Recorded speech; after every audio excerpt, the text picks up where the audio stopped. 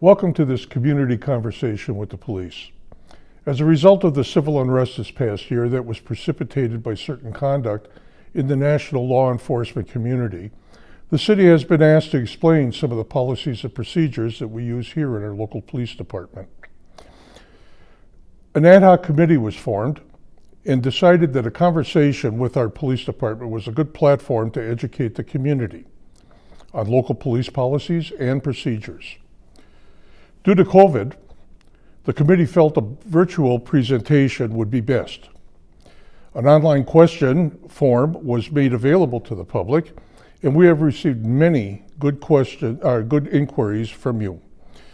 We have done our best to incorporate them into several categories that we will discuss today. And those categories include, and I will read them, an overview of the Baraboo Police Department, our use of force policy, mental health, racial and ethnic diversity in policing practices, and immigration status.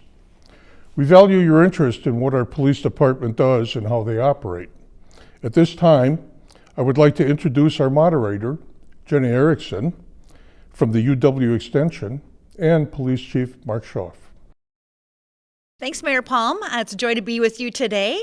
And as the mayor mentioned, I have a series of questions that were submitted by the public, and I'm going to shoot those off to our Chief Schauf. And I thought we could start on Chief Schauf with just an overview of the Baraboo PD. How many officers do you have? What's the makeup? Can you give us an overview, please? Sure.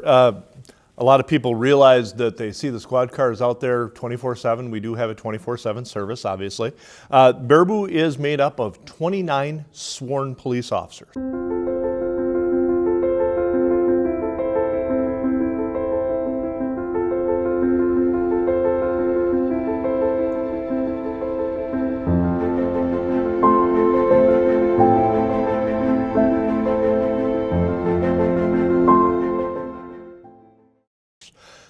Of that 29, they're broken into a patrol division and into a detective division.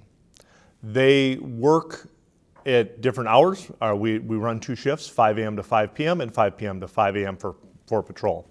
Our breakup of our officers for gender, that was one of our questions. We actually have 3 female police officers, so there's just over 10% of our department is female, a little below the national and state average.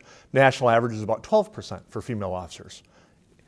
The rest of our officers are white males. We do not have a whole lot of diversity within our department. It's actually one of the things that we're working with our Police and Fire Commission to try and increase our recruiting, and that's something we can talk a little bit about later on as far as how we're going to try and find the next batch of officers for the Baraboo Police Department, because we are continually recruiting, we continually have a list, and we are trying to keep moving forward. Great. Could you talk a little bit more about your recruitment process and what kind of steps you might be taking to diversify your staff? Well, so it's an interesting challenge is that we can't hire the people that don't apply. And getting those applications is difficult. One of our challenges we have in Baraboo is dollars as it comes down to it. So to be a police officer in the state of Wisconsin, you have to be at least 18 years old. In Baraboo, we say you have to be 20 and a half. You have to have at least 60 college credits.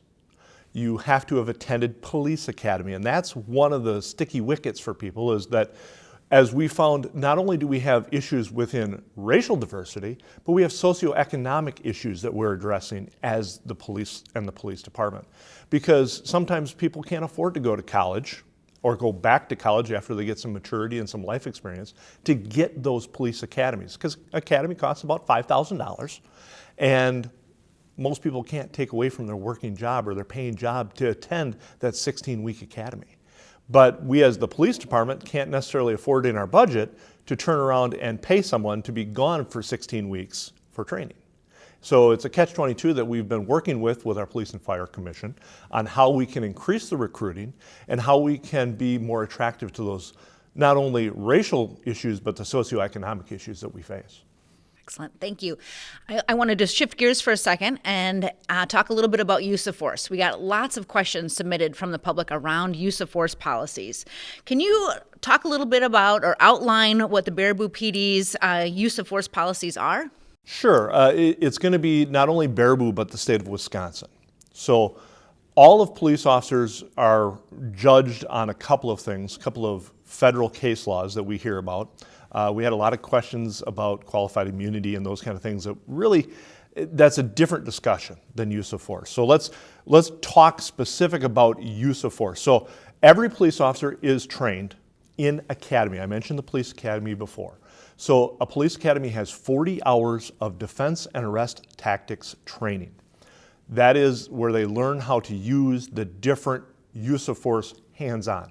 There's also 40 hours of firearms training where they learn how to use the guns, the less lethal munitions like beanbag shotguns and things like that. That's just the academy. You need to do that and pass certain things to get certified or be listed as certifiable by Wisconsin Training and Standards or the state of Wisconsin. When we then hire a police officer, they have to have that training and they come to us. We have in-house experts that are trained, they're certified state DAT and firearms instructors. And we actually take and have every one of our new police officers go through a use of force module and qualify with their weapons. So just because they've had the training doesn't mean that they're up to our standard. We bring them here and we check them to make sure that they have our they have not only the standard that we have, but the understanding of what we expect within our policy. So they have to read every policy when they get hired and get trained in each one of those policies. But they also have to demonstrate an ability to do the work within the policy. So use of force falls then into multiple categories. And believe it or not, I'm using force against everyone in the room right now. By definition within state law, a police officer's very presence is the use of force, and I can demonstrate it quickly, and everybody listening or watching can feel this. So if you've ever been driving down the highway and you saw that squad car sitting on the side of the road, and you took your foot off the gas pedal, that officer just used force against you. Because the definition of force is getting something done or making something happen. So that officer may never have had contact with you, may never pull out after you, but made you change your behavior because what you were doing. They used force against you by their very presence. And so that's actually one of our favorite ways to use force, is if we show up and everything stops, that is a good day for us, because we can just do our work. Because really, I hate to say it this way, but we don't want to use force. There's a risk of us getting hurt. There's a risk of the people getting hurt. We don't want to use force, but sometimes our job compels us that we have to use force. So then we go into what we call empty hand, or verbal first. We start saying, "Stop, police." And we've all seen that on TV. Then we get into empty hand techniques, where if we have to take hold of somebody, sometimes we use what we call the decentralization, where we take them to the ground if they're physically assaultive, up to intermediate weapons where we have our tasers and our batons and things of that nature, all the way up to deadly force, and we'll talk about that in more specific detail later on. I think we have some questions that talk about that. So use of force is actually a continuum. That continuum is set by the state of Wisconsin, and we follow those rules. The other part about the use of force that's really important for people to understand is that those experts that I mentioned that train our police officers early on, they also review all of our use of force. If a police officer uses any level of force beyond simple handcuffing, so if I were to go and say, get called to a theft report, and I get there and yes, there's probable cause to believe that a crime is committed and that person did it, and I say, you know what, you're under arrest, turn around, and I put them into handcuffs. They cooperate, they turn around, handcuffs are applied. That use of force does not indicate an automatic review, unless there's a complaint of an injury or something like that. If I have to use more force than that, I have to grab hold of them, I have to take them to the ground, I have to force them to do something, now it gets reviewed. And so anytime that our weapons are pointed at somebody, that gets reviewed by these subject matter experts. It's also important to understand for our use of force that the Baraboo Police Department is the only police department in Sauk County that every officer is issued a body camera. We have body-worn cameras for every one of our police officers. And those are tools that our use of force experts, our instructors, review as they're determining, and along with the report, and to determine if the force that was used by the officer was, number one, appropriate. Number two, fell within the guidelines of our policy and the state of Wisconsin. So use of force is very important. It is not only very litigious, but it's important for the community to know that we take it very seriously, and that's how we apply it and use it. And I realize I've been talking a lot and kind of going on about things, but the use of force as a conversation is very important. And I want people to understand how important we understand it to be.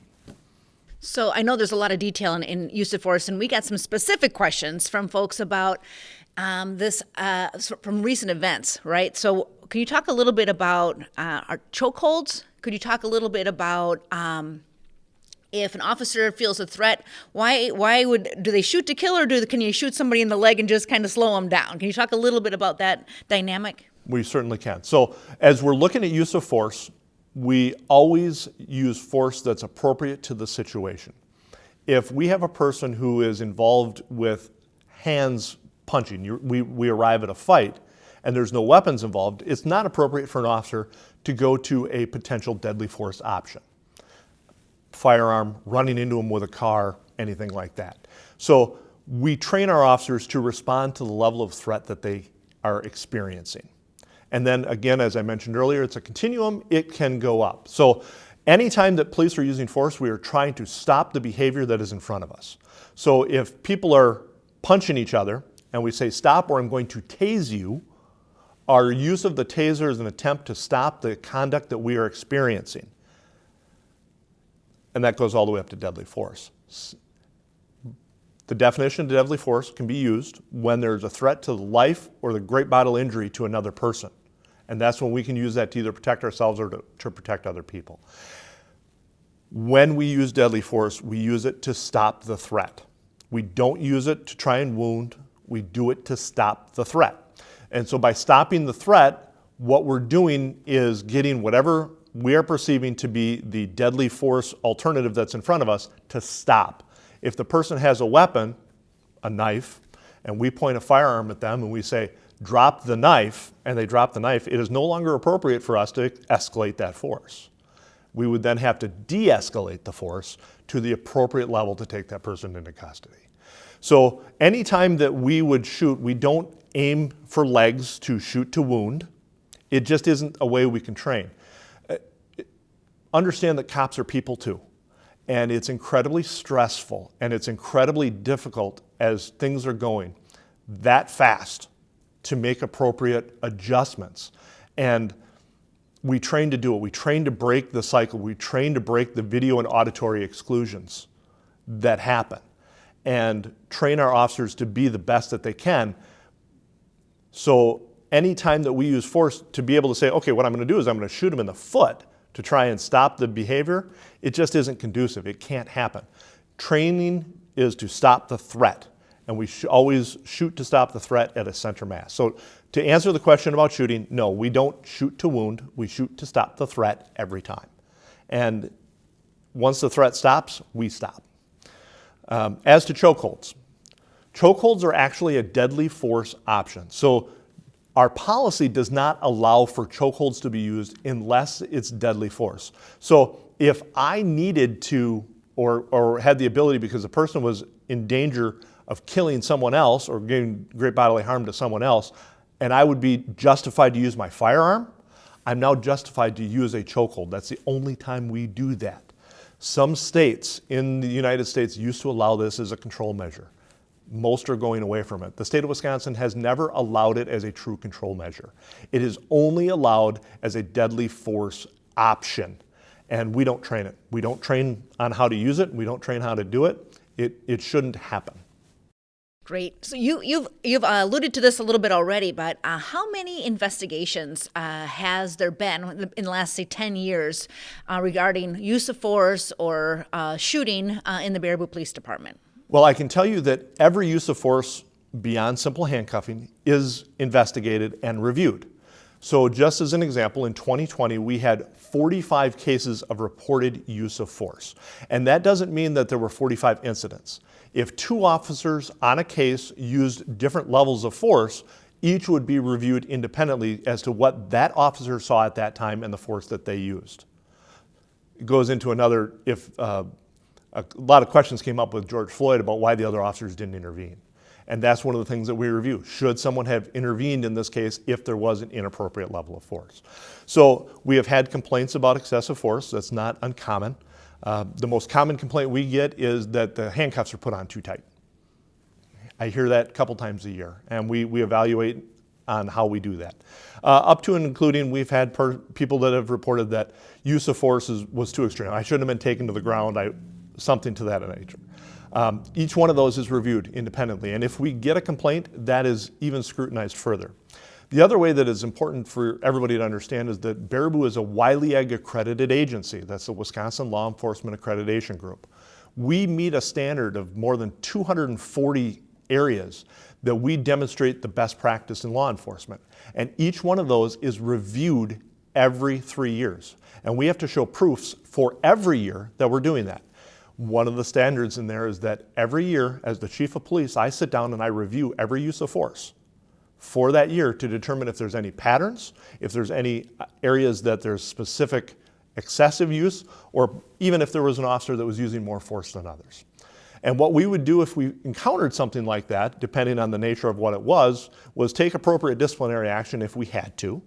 But more likely on a lot of those is an educational opportunity. Maybe we can sit down with an officer and say, hey, you've used this force twice this year. I don't know if that was the best, but maybe there's other force options that we can do. And we have them sit with our force experts and determine the best course of action at that point. So you've mentioned that officers want to avoid excessive use of force. So de-escalation's got to be really important. Can you talk a little bit about how do you de-escalate a situation? What does it look like? Well, and I'm actually going to, not even excessive force. We want to avoid force in general. We do not want to apply force when we can avoid it, because that's where people get hurt, including our police officers, including this police officer. Back in 2019, I had a personal incident where I had to use force against a subject who had injured one of the police officers, and I ended up having knee surgery out of the deal because I ruined my knee.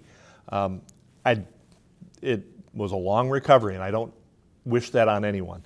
And we don't want our cops getting hurt, and our cops don't want to get hurt. They want to go home to their families, just like everybody wants to go home to their families. So the de-escalation is something that's originally taught in academy. So it's a common theory. And I mentioned it earlier that we have this force continuum that you can step up if you need to based on the force level you have. And it's important for people to understand too that if I show up on scene because we've got a report of somebody who's actively shooting an ongoing active violent situation, it's not expected that I show up and say, hello, my name is Mark, I'm here to help you today. No, I'm going to respond with the appropriate level of force to defend myself and to defend others. So the program developed by the state and proven by the state gives us the opportunities with those force options as we go. Anytime that there's a change, and we are constantly monitoring, we need to be able to de-escalate. So de-escalation can start as simply as showing up on scene. There are times when the simple act of a police officer being there is enough for a person to go, okay, hey, I'm done. And I've had countless stories of police officers not, as much as de-escalating, it's important not to escalate. An example we had a couple of years ago that I happened to be part of is there was a subject in one of our local establishments who had an active warrant for violent crimes. The officer went in, tapped him on the shoulder and said, hey, there's a warrant for you, let's go.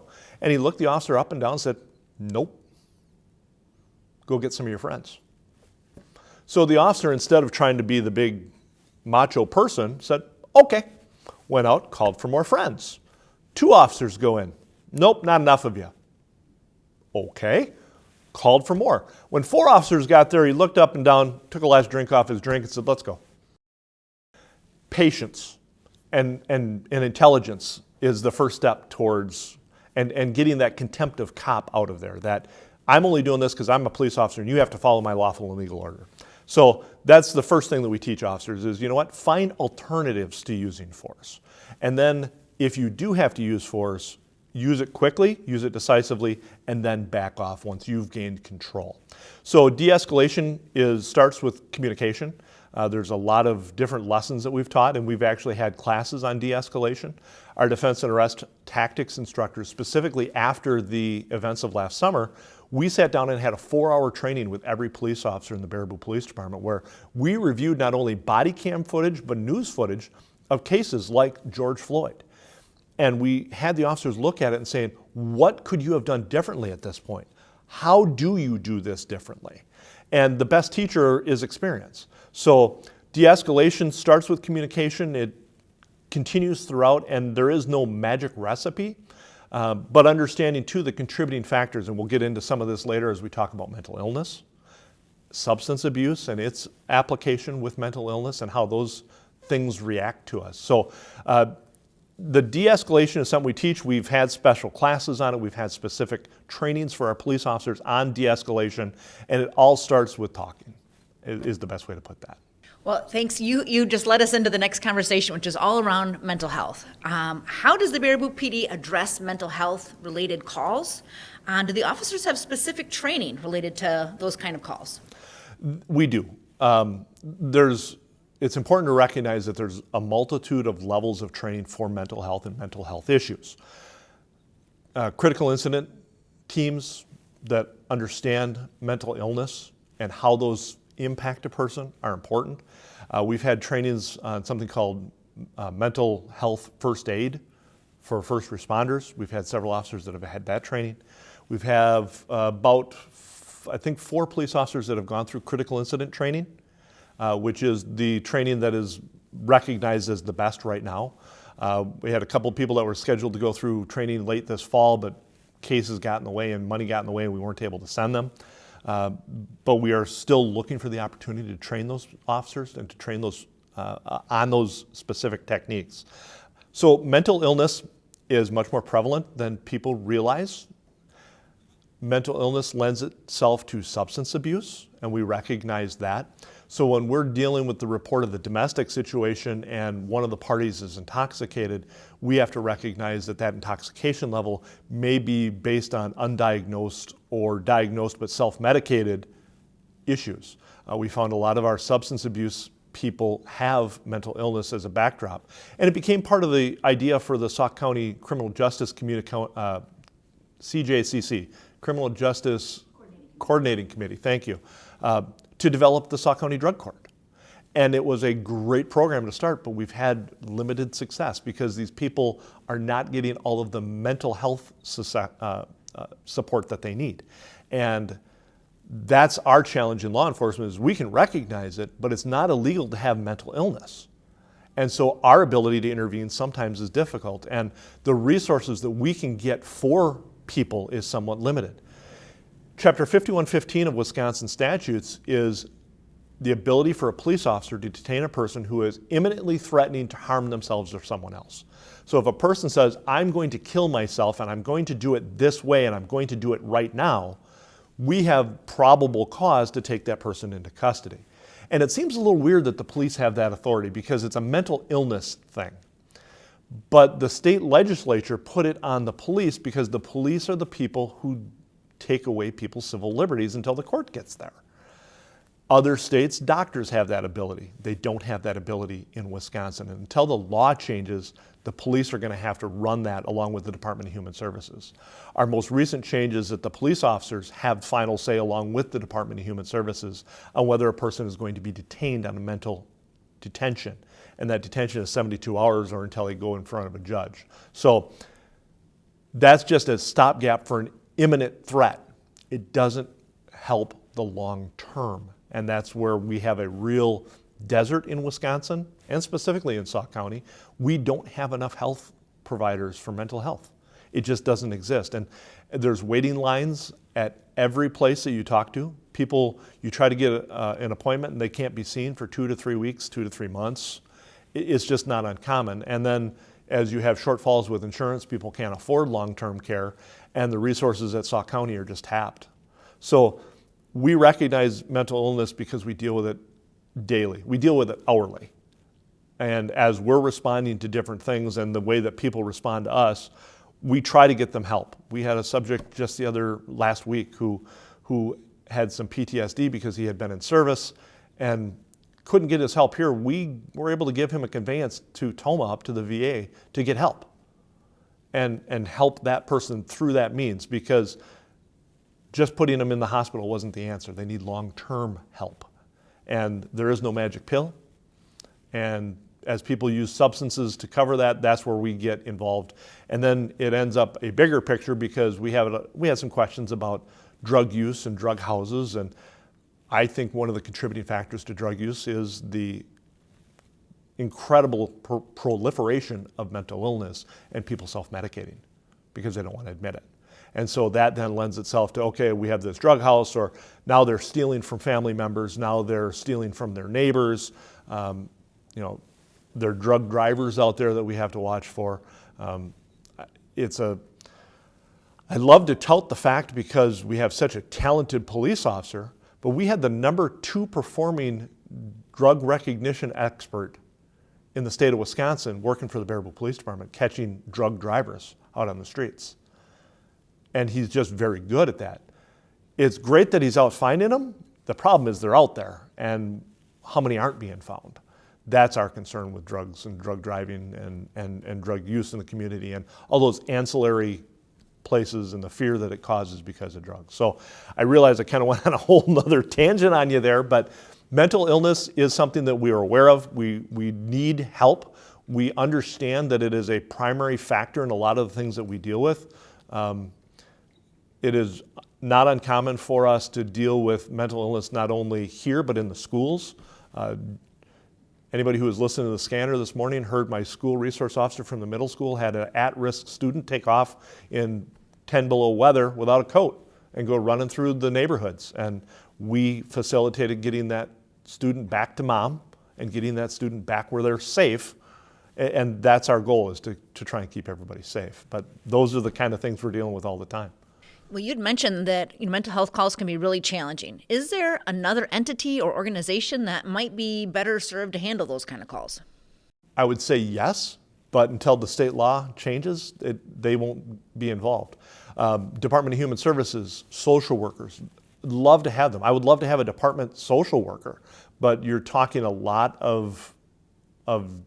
to properly cover 24/7 is going to take a lot of energy and a lot of money. I would love to be able to say, if we have a mental transport from a person, and this is one of our challenges with mental health, so if a person is deemed to need to be detained because they're an imminent threat of harm to themselves or others, we have to put them in a squad car and drive them to Winnebago, which is Winnebago County, which is up just short of Green Bay.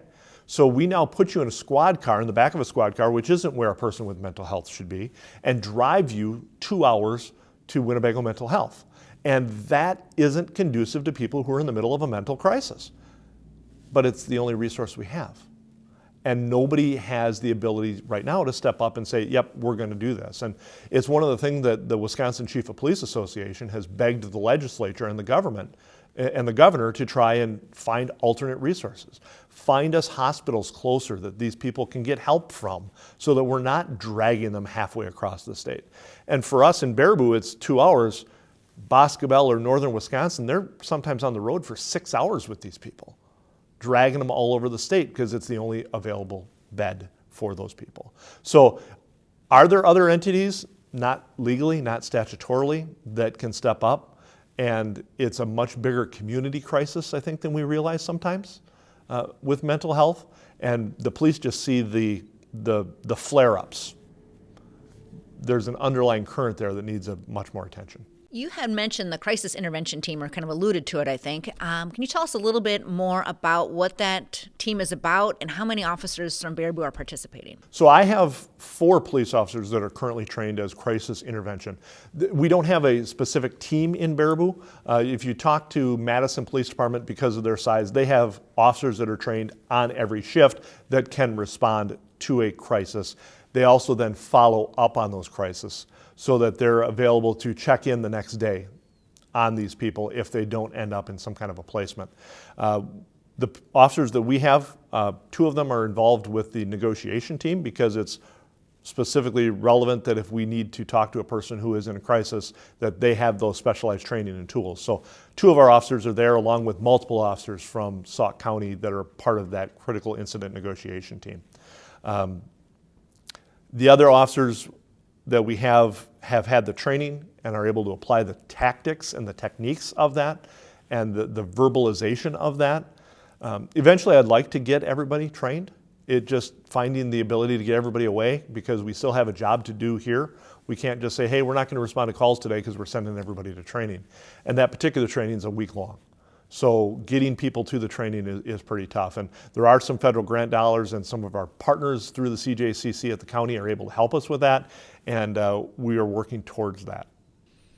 I'm going to switch gears one more time and talk a little bit about racial issues, racial diversity in policing policies. So can you talk a little bit about how does the Baraboo PD recognize implicit bias? What kind of training have you done with your staff?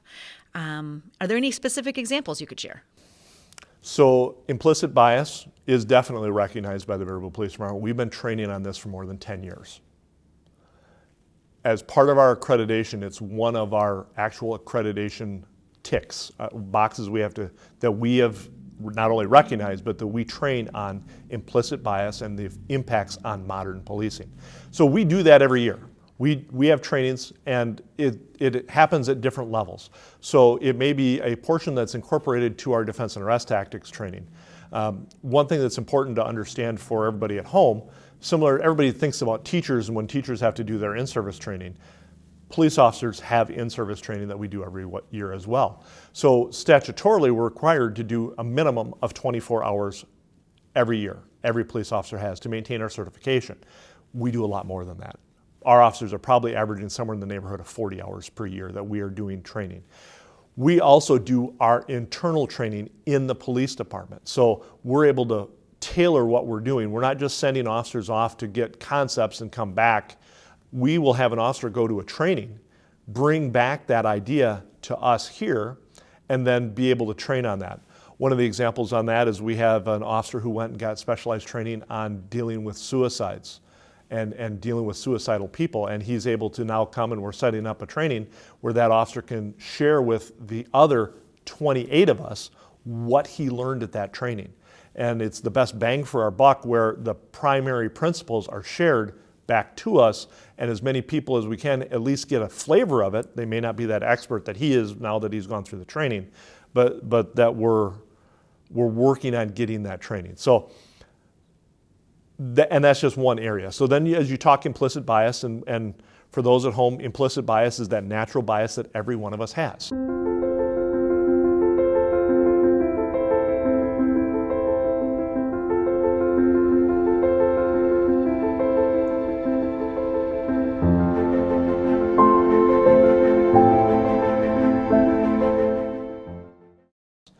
We recognize that.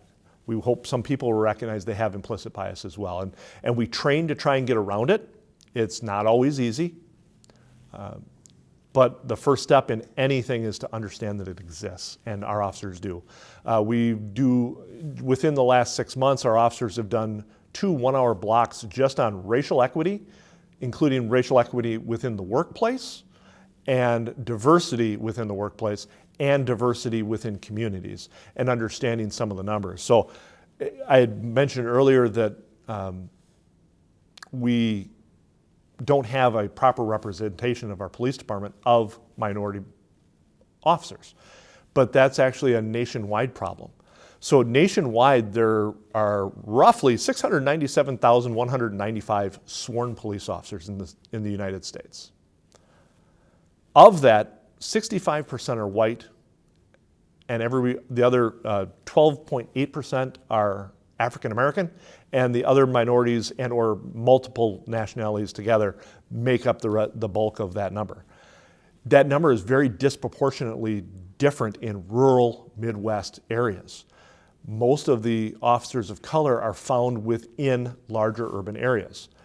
Part of that is the simple thing that I talked earlier about the socioeconomics and the ability that most of these large police departments run their own police academies and pay the the cadets to go through, where smaller communities like Midwest Wisconsin can't afford that. So it's where that diversity issue comes. And part of the problem with diversity is people have to realize that you have to understand people, and to understand people, you have to get to know people. And so officers work towards that. They work towards getting to know the people within their community, and they work towards understanding the people of those different races and backgrounds. One of the questions that we were talking about was numbers of people on traffic stops. And I actually learned something in this process, which is always a good day, that our new system we have, I can actually pull, and we've now developed a way to do it. So I can tell you that in January, the Baraboo Police Department conducted 129 issued 129 traffic citations. Of those, 125 were issued to white people, 3 to Native Americans, and 1 was an unknown race. In that same time period, in January, we encountered 41 people that were issued criminal citations, notices to appear in court. Of that, 76% of those were white, 11% were African American, and 13% were actually, by number, American Indian. Didn't have any that reported as Hispanic in any of that. So the numbers are somewhat representative of our population, but one of the things to understand with those numbers is if we had one person who happened to be issued 2 citations for a particular event, so if a traffic stop was made for speeding and they didn't have a valid driver's license, those citations would be to the same person, so that may skew the numbers either way. And again, it's just flat data. It hasn't been analyzed as to what it means. But as a police officer, it's tough. It really is, especially in traffic. When I'm doing traffic stops at night, a lot of times I can't see into the car to see who's driving. I can just tell you that car is going 43 miles an hour, and it's a 25-mile-an-hour zone. So one of the questions I'd been asked as we started this, and we had the conversation, I went to one of the community events over at Ochsner Park, and I was asked, do you stop people because of their race? And the answer is no, but if I'm looking for someone because I just had a crime committed and it's reported that this person did a crime, I might stop them because of their race. If I'm looking for a white male, I'm not going to stop a black male. If I'm looking for a black male, I'm not going to stop a white male.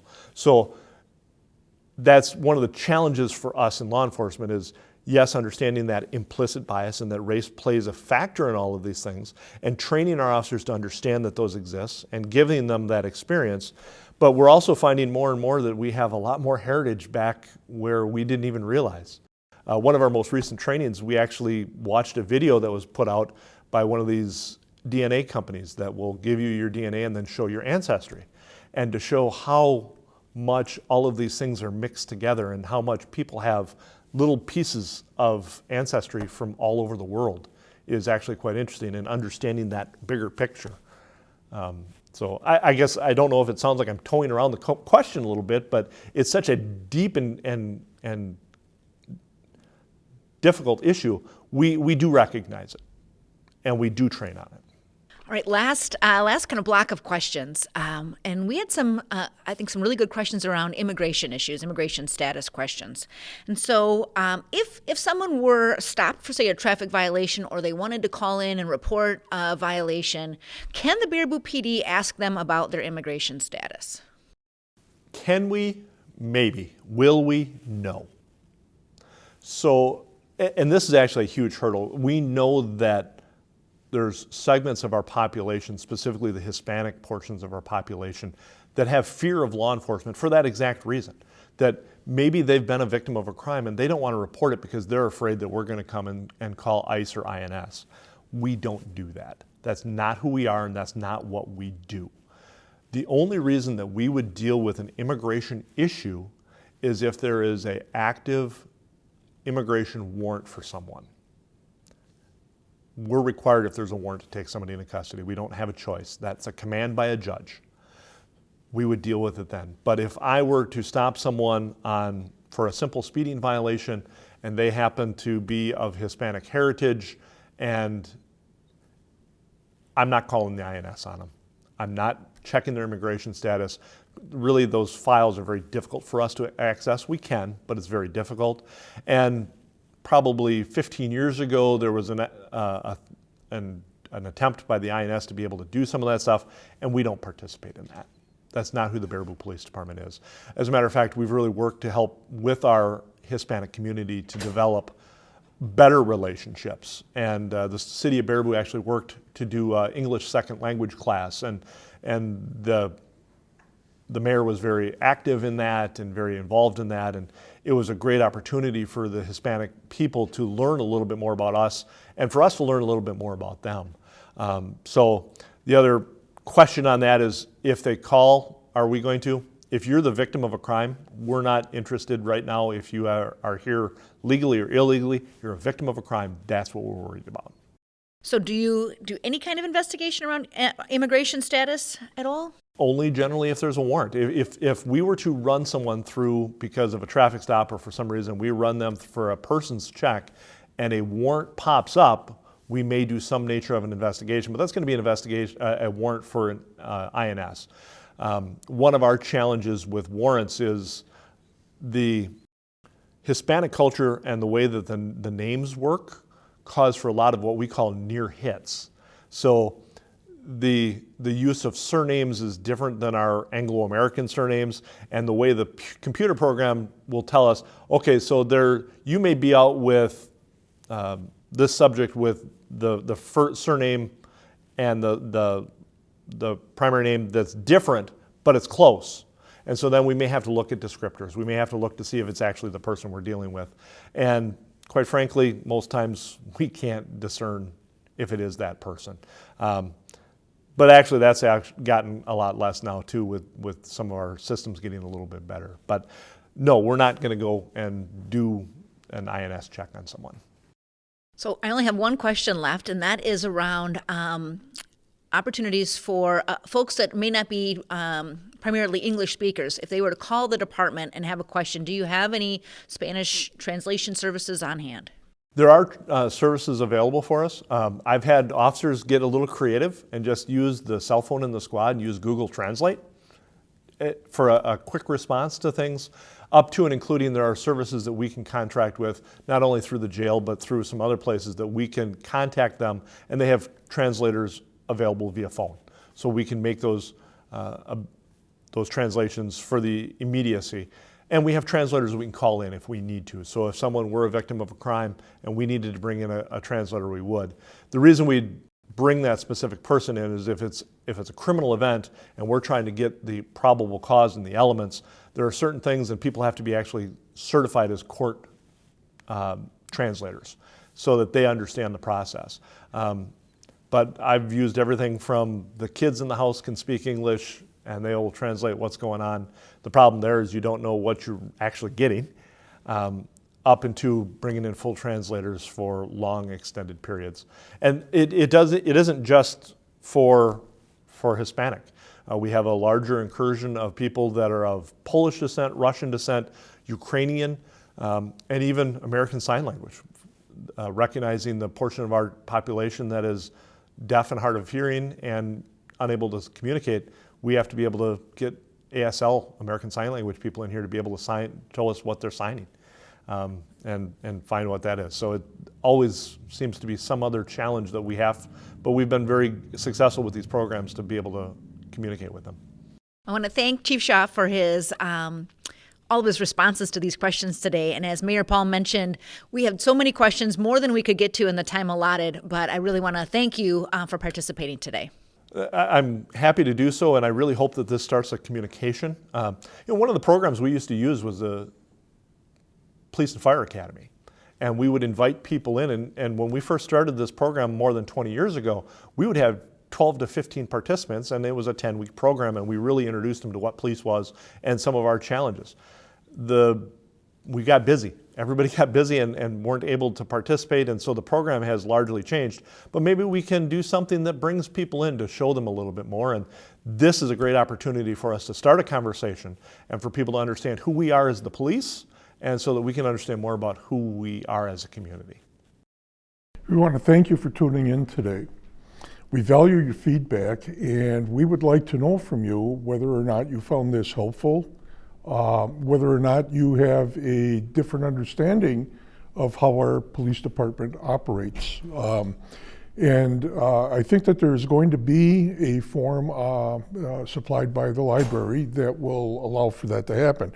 We'd also like to know whether or not you'd like to see this conversation continued, not only for the police department, but we could certainly offer conversations with other city functions such as Public Works, the zoo, our park system, whatever it is that you think that you'd like to learn a little bit more about as to how the city of Baraboo operates, we'd be happy to accommodate that. So I want to thank you all again for listening to this conversation today. And please, if you can take a few minutes, fill out some comments and give those back to the library. Thank you.